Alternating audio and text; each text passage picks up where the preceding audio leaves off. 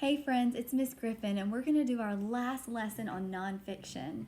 Last week we talked about ways to learn new words. When we come to a word that we don't know what it means, we don't just keep going. What do? We stop and we use strategies to help us figure it out.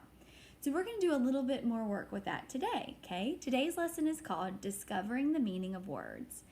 So when readers of nonfiction read and learn about a new topic, they often come across new words that are specific to that topic they're reading. In order for them to understand or figure out what the new word means, readers carefully study the photographs, notice the changes in the font or what the word looks like, okay? Or you can use the glossary or words to know section at the back of the book. So today we're going to practice learning the meanings of words we may not know or understand by using these different nonfiction text features, okay? This is also called context clues. Can you say that? Context clues. Say it again. Context clues. You're going to learn about context clues all the way into college. This is a big thing to know, okay? So you're hearing it for the first time. I'm so excited.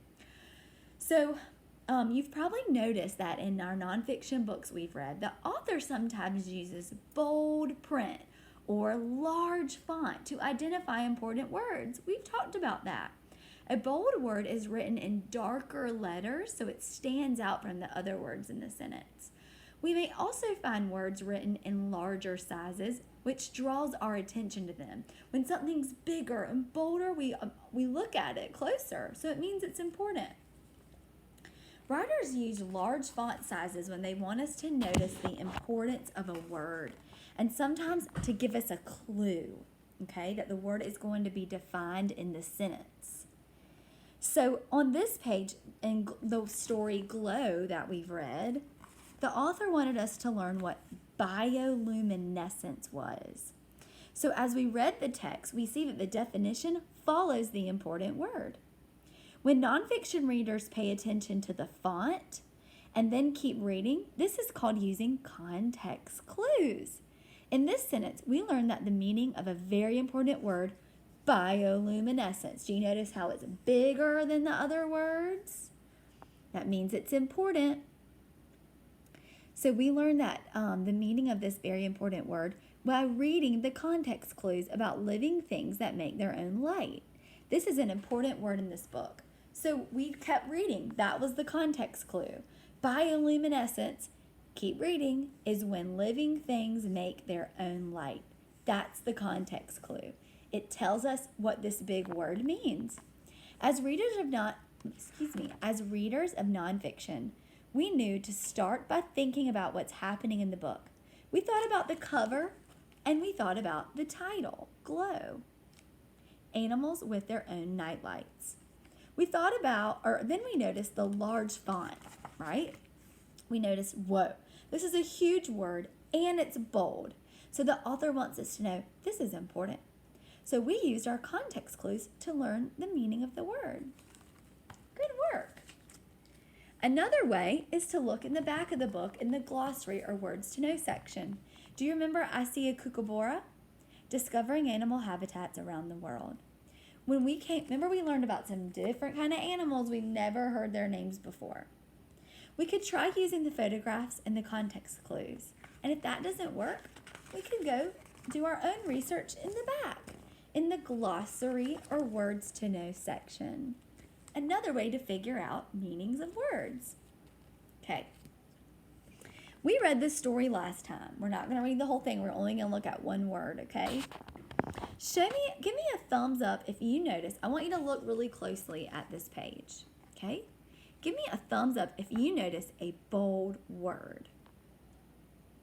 Yes, the word pups and the word nursery are bold words, which means they are a topic word. They are an important word for us to know. I want you to pull out your Whisper Turtle and tell them what you think is happening or what you think a nursery is. Ready, go.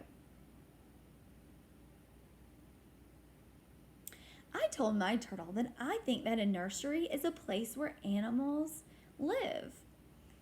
Now, I want you to study the picture to get some more information. Look very closely at the picture. What do you notice?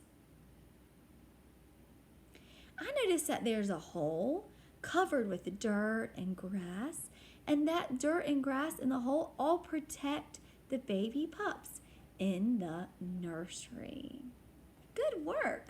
We used the photographs to help us figure out the meaning of an unknown word. Okay. Now remember this story, Healthy Habits. As I hold up Healthy Habits, and then I'm going to show you the glossary, what is it that you notice? Turn and tell your whisper turtle why you think a glossary is helpful to readers. Yes, a glossary can help you discover the meaning of an unknown word. If you come to a word you don't know, you can look in the back and it gives you the word and the definition. Great work, guys. You know how to figure out words you don't know. You have so many different strategies. So when we read nonfiction, it's important for us to remember there are special topic words that we need to know that will help us understand what we're learning. Here's a little chart to help us remember what we just discovered. Topic words, discovering what they mean. First, notice the words in the bold or large print that the author made with the big bold print, so you know they're important. Think about the title or the topic. Visualize what is happening. Look at the pictures or the photographs. Use the glossary or words to know section to help you discover and learn the meaning of these new words. This is called using context clues. Ready? Context clues. One more time. Context clues. Guys, it has been such a great journey learning about nonfiction with you. I hope you use these strategies this summer as you continue to read books with your family. And don't forget about them, because you will pick them back up when you get to first grade. I love you. I can't wait to see you learn more and more and more words.